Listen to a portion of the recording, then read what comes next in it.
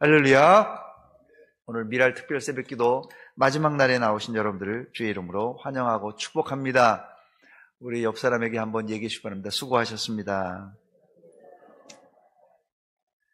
오늘 미랄 특세가 오늘로 마무리가 되는데요. 특세는 오늘로 끝나지만 새벽기도는 주님 오실 때까지 계속 지속됩니다.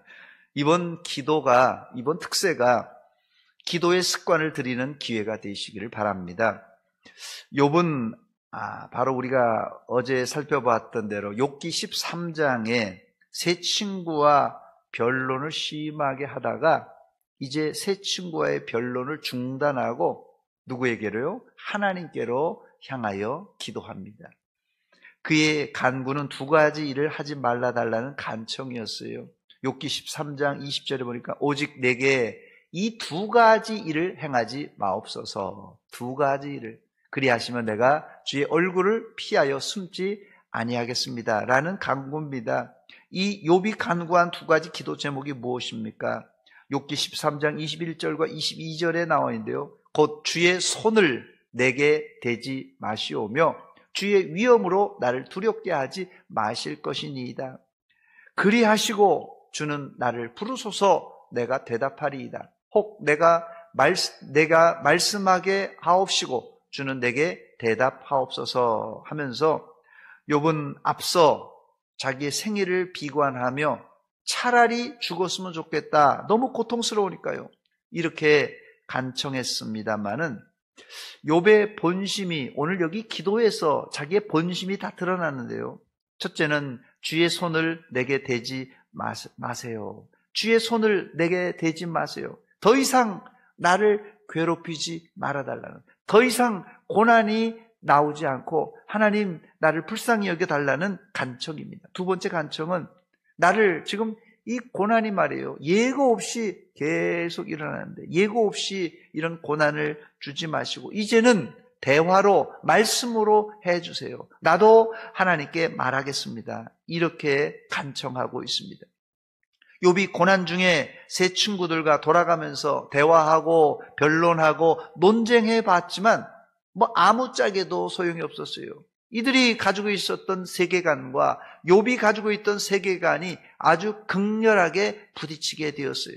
그래서 오늘 이 사실은 이 14장으로 3장에서 욥이 자기의 삶을 비관하고 4장부터 이 14장까지 10장이 이 세 명의 친구와 한 번씩 이 대화를 나누고 변론을 하면서 이게 딱 끝난 거예요. 그래서 처음에 엘리바스가 욥을 타일름해서 공격하죠. 그럼 이제 욥이 거기에 대해서 답변하고, 그 다음에 두 번째 주자 빌닷이 욥을 또 공격하니까요. 욥이 또 빌닷에게 또 대꾸하고, 마지막 세 번째 소발이 또 아주 강하게 이게 강도가요. 엘리바스, 빌닷, 소발이 강도가 점점점 강하게 욥을 몰아붙입니다. 그러나 욥은 거기에 맞서서 지지 않고 자기의 의로움을 드러내는 거예요. 그래서 이게 엘리바스 욥, 또 빌닷 욥, 또 소발 욥, 요 한 라운드가 끝난 거예요. 이 욥기는요, 이 라운드가 세 라운드가 있습니다. 이게 좀 반복되는 거예요. 조금 지겹게 반복됩니다. 그런데 요 내용들이나 대화가 제가 뭐라고 그랬습니까? 운율로 되어 있다고 그래서요. 절대 지루하지 않습니다. 그리고요, 똑같은 내용 같지만 상당히 또 다른 내용들이 많이 섞여져 있어요. 그래서 이 패턴은 여기에요. 엘리바스, 빌닷, 소발이 한 번씩 공격하고 욥이 대꾸하는 1라운드가 끝나고 여기 14장이 이제 끝난 겁니다. 그리고 이제 15장부터 2라운드가 시작됩니다. 똑같은 패턴으로. 3라운드가 또 패턴이 되고, 그리고 이제 엘리바스라는 사람이 나와서, 청년이 나와서, 젊은 사람이 나와서 변론하고, 그리고 이제 하나님께서 마무리를 짓고 이제 결말은 욥이 갑절에 축복을 받은 것으로 다행히 해피엔드로 끝나게 됩니다. 자, 그래서 우리가 1라운드를 이 특세를 통하여 살펴봤는데, 오늘 그가 감사한 것은, 저는 이 욥기를 읽으면서 욥의 그 심리 상태와 그 신앙 상태와 영적인 상태를 따라가면서 참 감동을 받는데, 이 1라운드의 마무리를 이게 기도로 욥이 마무리하고 있습니다. 여러분, 아무리 사람하고 복잡복잡 얘기하고 아무리 사람하고 뭐 논쟁하고 이거다 저거다 상담하고 뭐 할지라도 결국은 우리의 모든 고통과 아픔을 누구에게로요? 하나님께 가져가야 됩니다. 하나님께 가져갈 때 여기에 응답의 실마리, 여기에 미스테리를 풀 수 있는 실마리가 있는 것입니다. 오늘 그래서 여러분들 이 특세가 필요하고 새벽기도가 필요한 이유는 우리의 고통과 아픔을, 우리 인생의 주제가 뭡니까? 인생의 미스테리를 넘어서요. 우리 인생의 미스테리를요, 누가 풀어주겠어요?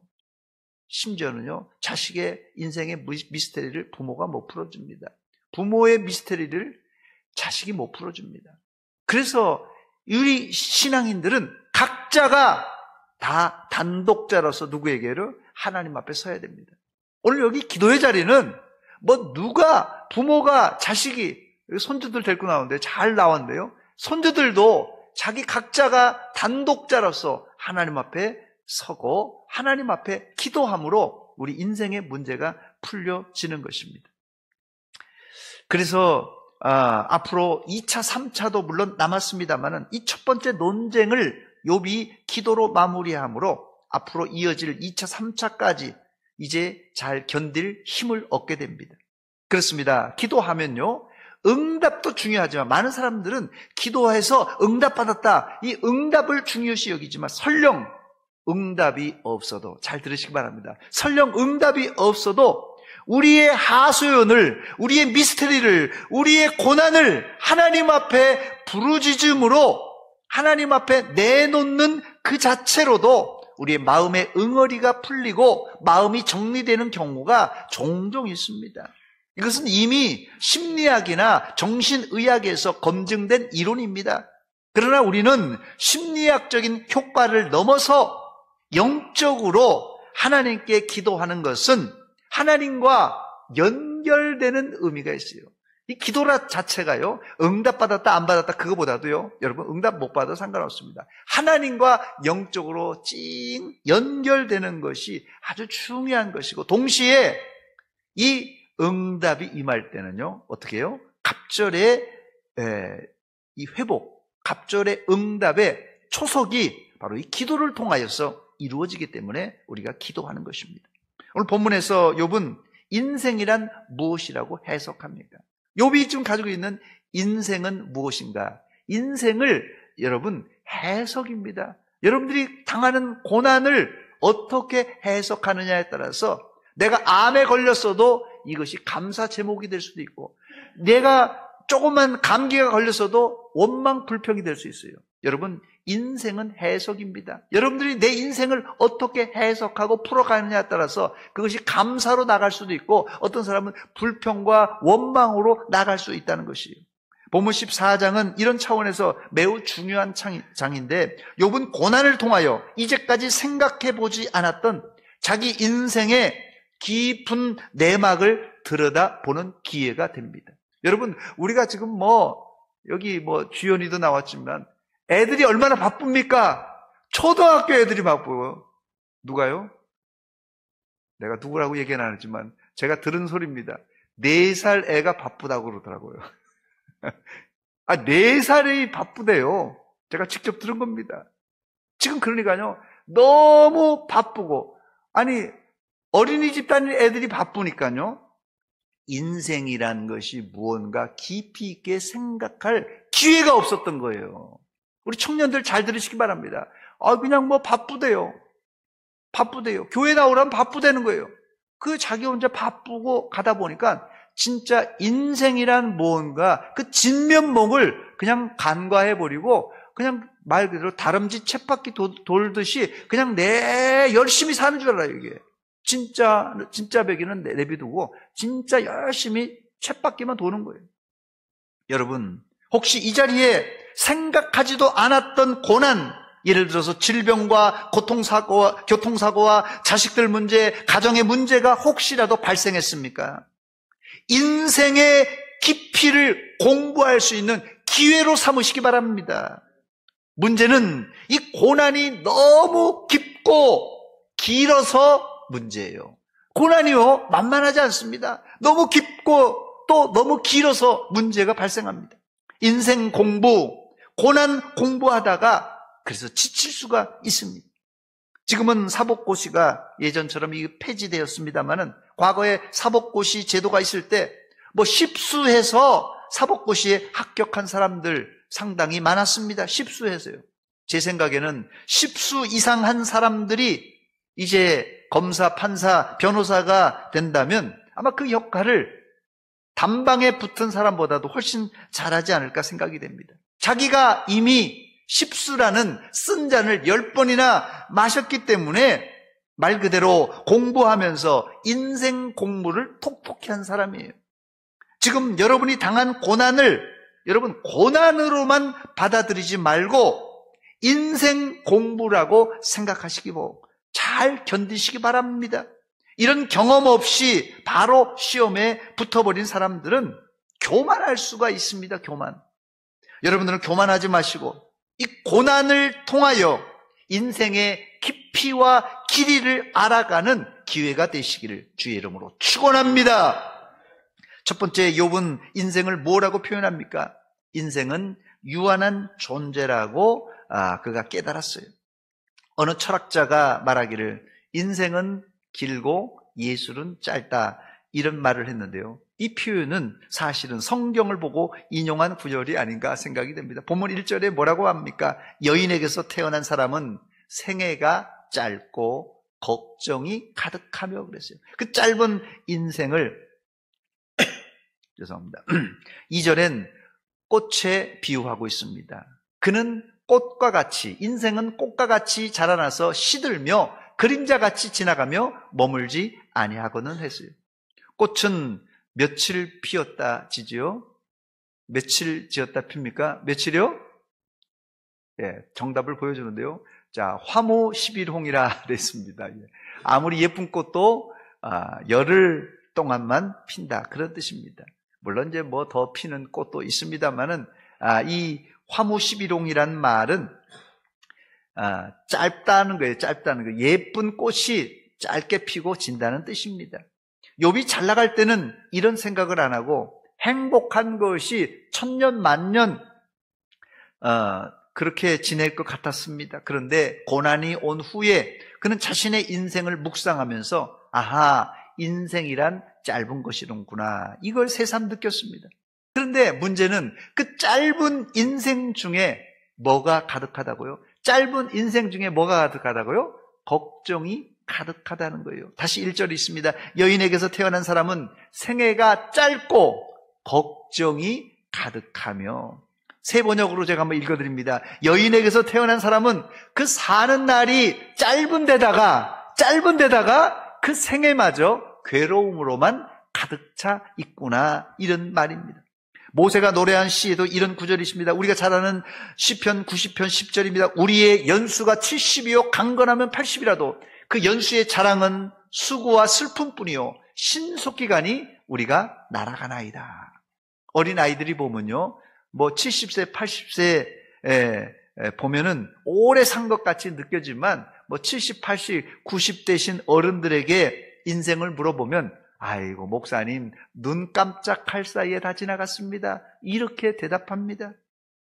그런데 그렇게 빨리 지나가는 인생을 요약하면 두 단어라고요. 뭐라고요? 수고와 슬픔이라는 것이에요.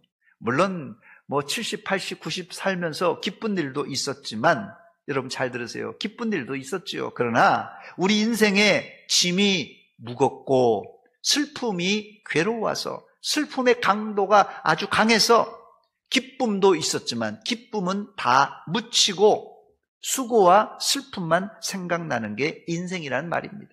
이게 욥이 고난 중에 깨달은 인생이란 무엇인가라는 진리입니다.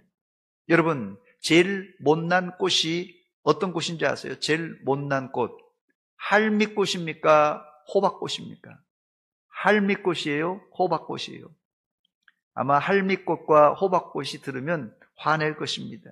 여러분 할미꽃, 호박꽃이 얼마나 예쁜 줄 아세요? 진짜 예쁩니다. 제일 못난 꽃은 땅바닥에 떨어진 꽃입니다. 시들어버린 꽃은 못난 꽃을 넘어 추하고 냄새나는 꽃입니다.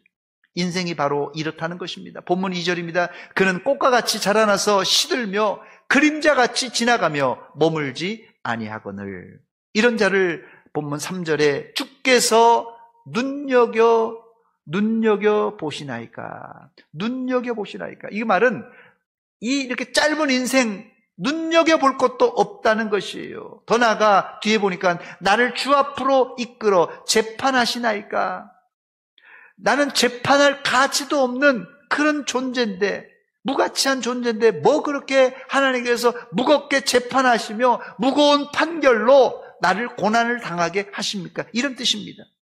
더 나아가 욥은 인생의 유한함을 5절과 6절에 이렇게 반복합니다. 그의 날을 정하셨고 또 그의 달수도 주께 있으므로 그의 규례를 정하여 넘어가지 못하게 하셨사온즉 그에게 눈을 돌이켜 그가 품꿈같이 그의 날을 마칠 때까지 그를 홀로 있게 하옵소서. 여기에 조금 의미는 통합니다만은 이게 금방 이게 무슨 뜻인지 잘 떠오르지는 않는데요. 세번역을 제가 한번 읽어드리겠습니다. 뜻이 아주 명확합니다. 이걸 보면 인생에 살아갈 날수는 미리 정해져 있고 그 달수도 주께서 다 헤아리고 계십니다. 주께서는 사람이 더 이상 넘어갈 수 없는 한계를 정했다는 거예요. 너는 70, 너는 80, 너는 90 한계를 딱 정했다는 거예요.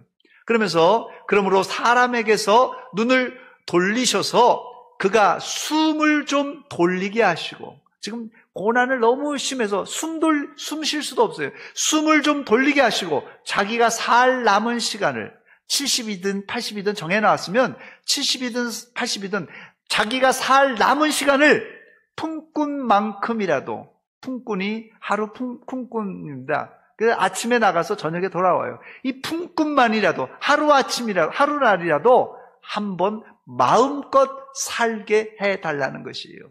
하루라도 그냥 다리 좀 뻗고 살 수 있게 해달라는 그런 부탁입니다. 심한 고난 중에 욥의 소망은 너무 소박합니다. 내 남은 인생 짧을지라도, 짧은 순간이라도 마음 편하게 살게 해달라는 정말 눈물 나는 간구입니다. 그러면서 욥은 고난 가운데, 아니 절망 가운데서도 감사하게 희망을 노래합니다. 7절과 8절 9절입니다. 나무는 희망이 있나니 찍힐지라도 다시 움이 나서 연한 가지가 끊이지 아니하며 그 뿌리가 땅에서 늙고 줄기가 흙에서 죽을지라도 물 기운에 움이 돋고 가지가 뻗어서 새로 심은 것과 같거니와 그랬습니다.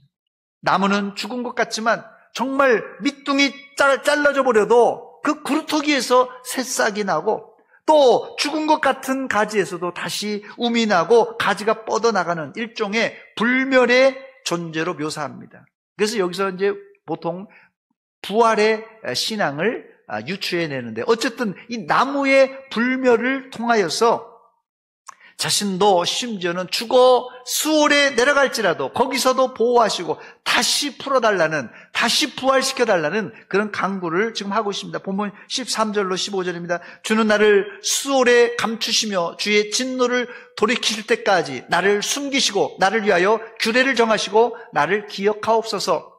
장정이라도 죽으면 어찌 다시 살리이까? 나는 나의 모든 고난의 날 동안을 참으면서 풀려나기를 기다리겠나이다.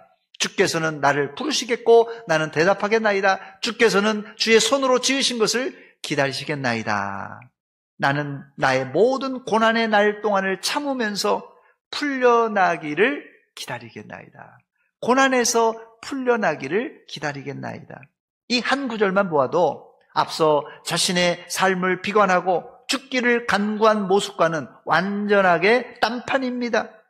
욥은 고난 중에 망해도 하나님이 자신을 수월에서조차도 지옥불조차도 보호해 주시고 다시 풀려날 것을 소망하고 있습니다.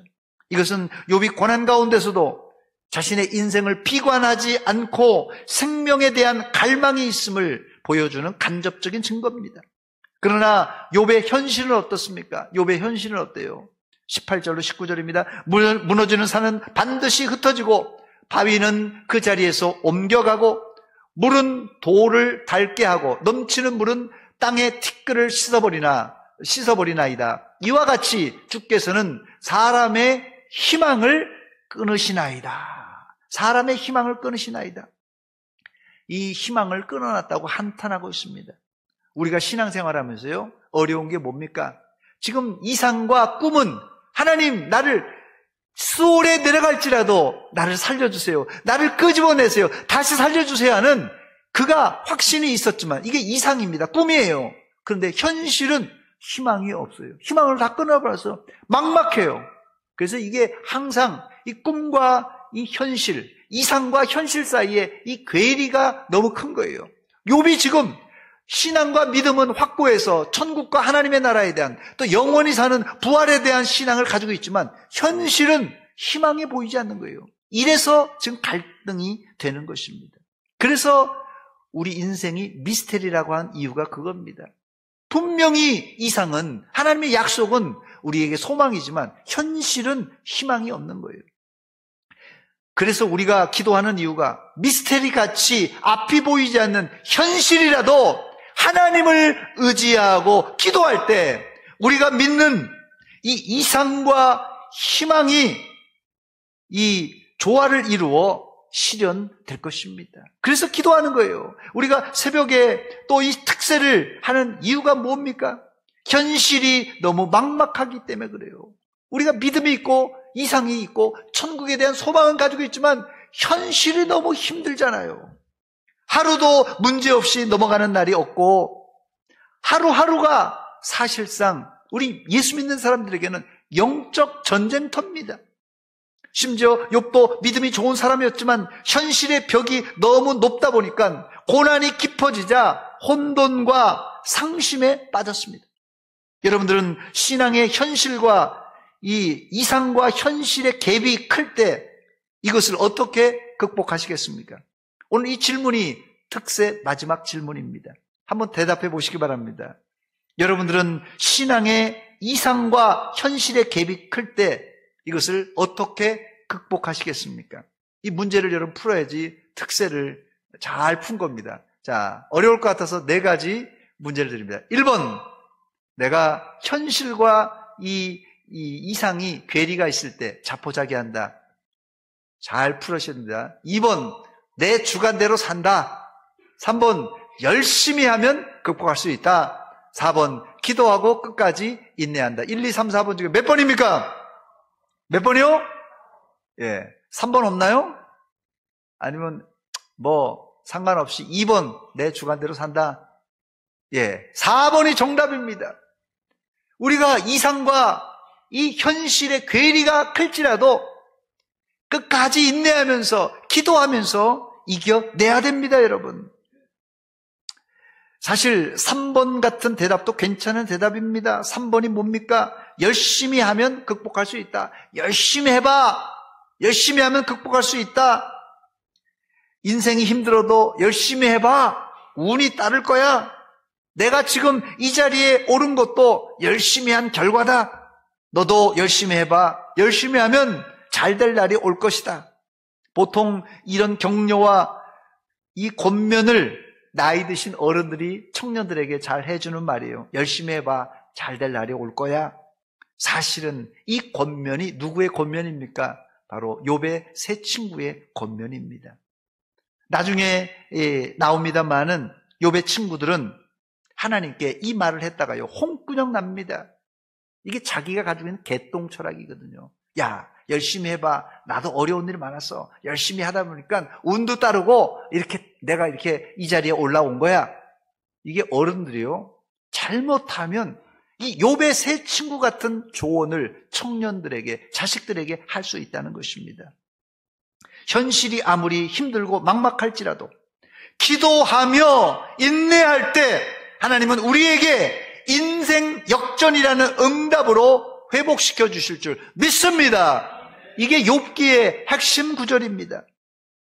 아무쪼록 여러분들이 이제 이 특세를 시작으로 기도하는 일에 여러분의 자리를, 이 믿음의 자리를 잘 확고하게 잡아서 여러분이 당하는 고난, 환난, 질병, 고통 이런 것을 넉넉히 이 미스테리를 뛰어넘는 그런 믿음의 종들 되시기를 주의 이름으로 축원합니다. 예, 오늘 말씀을 정리하면서 기도 제목을 잡아보기로 합니다. 첫째는 고난 중에 하나님과 사람들과 변론 의논하지 말고 하나님께 기도로 풀어가자 합니다. 하나님께 기도로 풀자. 이게 욥기를 읽어가면서 우리의 결론입니다. 두 번째, 내가 당하는 고난을 통해서 인생의 깊이를 알아가자. 인생의 깊이를 알아가자. 여러분, 인생의 미스테리를 우리는 다 알 수 없습니다. 우리가 시간이 지나간다고 우리 인생의 미스테리를 다 알 수 없어요. 그러나 이 인생의 미스테리를 가만히 들여다보면 우리가 이 길을 하나님께서 인도하는 것을 우리가 발견하게 됩니다. 그래서 이 고난을 통하여 여러분의 인생의 미스테리를 들여다보는 기회가, 인생을 들여다보는 기회가 되시기 바랍니다. 세 번째는 고난 가운데 결말을 바라보고 인내해 주시기 바랍니다. 인내하셔야 됩니다. 야고보서 5장 15절, 11절 말씀 보니까 보라, 인내하는 자를 우리가 복되다 하나니 너희가 욥의 인내를 들었고 주께서 주신 결말을 보았거니와 주는 가장 자비하시고 긍휼히 여기시는 이신이라 그랬어요. 욥의 결말을 우리가 알 수 있습니다. 그것은 욥의 인내를 통하여 욥의 결말이 나왔던 것입니다. 아무쪼록 여러분 이 고난 가운데 결말을 바라보고 인내하시기 바랍니다. 네 번째, 이제 내일이 추수감사절입니다. 추수감사 큰 잔치입니다. 여러분 마음속에 하나님께 큰 감사로 올려드리고 또 내일 특별히 태신자를 작정하려고 합니다. 여러분 마음에 품은 태신자를 전도하는 기회가 되시기 바랍니다. 다섯 번째, 1040 중장기 발전을 통한 교회 부흥을 주시옵소서 기도를 가지고요. 여섯 번째, 고난당하는 자들 위해서 기도합시다. 장기 환자들, 또 우리 주변에 어려운 자들이 있습니다. 또 지금 러시아와 우크라이나 전쟁 중에 있는, 이스라엘과 하마스 중에 전쟁 중에 있는 이 민간인들, 또 어려움을 당한 자들, 고난당한 자들 위해서 기도해 주시고요. 마지막 일곱 번째, 여러분 개인적인 기도의 제목을 가지고 기도하시기 바랍니다. 기도의 줄을 계속 잡고 새벽 기도를 깨우든지 개인 기도를 하든지 기도의 줄을 꼭 놓치지 않고 잡게 하옵소서. 오늘 교회 김장이 있습니다. 어제까지 우리 장로님들, 집사님들, 권사님들 애를 많이 썼는데 몸살 안 날까 모르겠는데요. 오늘 9시부터 김장 이제 마지막 버무리는 날입니다. 우리 여러분들이 참여해서 같이 은혜를 나누었으면 좋겠습니다. 그리고 2시에는 우리가 지금 상자를 100상자를 지금 아이스박스에다가 100상자를 담아서 작년처럼 동사무소에다가 문화 이동 동사무소에다 전달하려고 합니다. 그래서 이 100가정에게 김장을 나눠주는 행사를 합니다. 이 행사까지 잘 은혜가 될 수 있도록 기도해 주시고 또 우리 저녁 7시에는 우리 청년들이 샤우팅을 합니다. 매년 여러 교회가 합동해서 같이 모인다고 하는데요. 우리 청년들을 위해서 샤우팅을 위해서 기도해 주시기 바랍니다. 우리 찬송가 191장